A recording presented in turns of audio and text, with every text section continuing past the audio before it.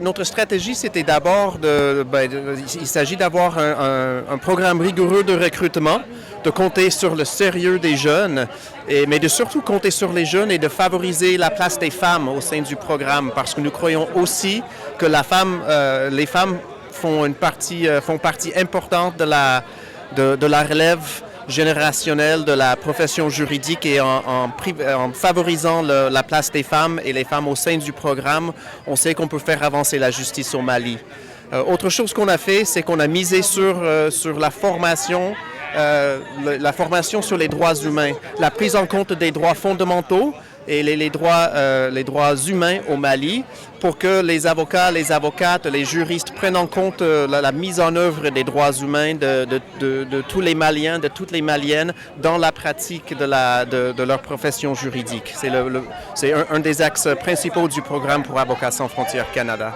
Très satisfaisant parce que, comme on a vu, notre programme a permis de former 127 juristes, dont presque la moitié de femmes juristes, dont certains et certaines sont maintenant des avocats, des avocates, magistrats, magistrates. Alors on est très satisfait des résultats du programme, et surtout qu'il s'agit d'un programme axé sur les droits humains. Donc la prise en compte des droits pour faire avancer la profession juridique, bien entendu, mais le pays aussi. Avocats sans frontières Canada a identifié les besoins des jeunes juristes afin d'adapter son programme à leurs besoins.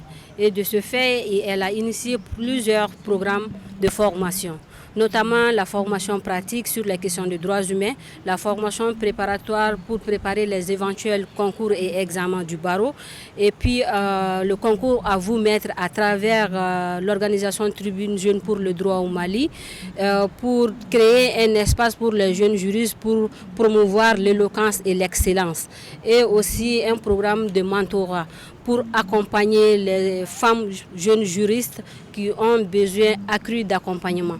De ce fait, à travers ces différentes formations et programmes, Avocats sans frontières a pu relever le défi. Je pense que ce programme est une aubaine. Il l'a été pour moi à l'époque. Il est venu à un moment où, comme la présentatrice l'a dit tout à l'heure, les jeunes manquaient d'opportunités, de formation, de stages, et plus particulièrement les jeunes femmes qui rencontrent d'autres obstacles spécifiques à leur genre pour accéder à des professions, notamment juridiques et judiciaires. Et ce programme est venu en quelque sorte répondre à ce besoin-là. La chance aussi, on va dire, et la particularité de ce programme, c'est qu'il faut postuler, et c'est le mérite qui fait qu'on est retenu dans ce programme-là.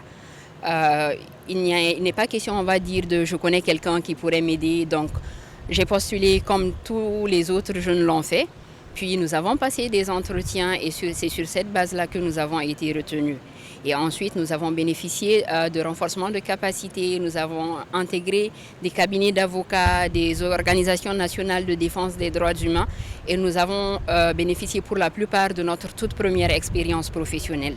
Et de là, chacun a fait son bout de chemin, et nous continuons dans cette lancée-là pour atteindre nos perspectives et nos ambitions. Ça a été, et je pense que je suis un des fruits, un des modèles, on va dire, de réussite de ce programme, parce que comme je vous l'ai dit, j'ai participé à la toute première cohorte de ce programme, et aujourd'hui je suis responsable des services juridiques au sein de la même organisation qui a initié ce programme, et je supervise la mise en œuvre de ce programme-là.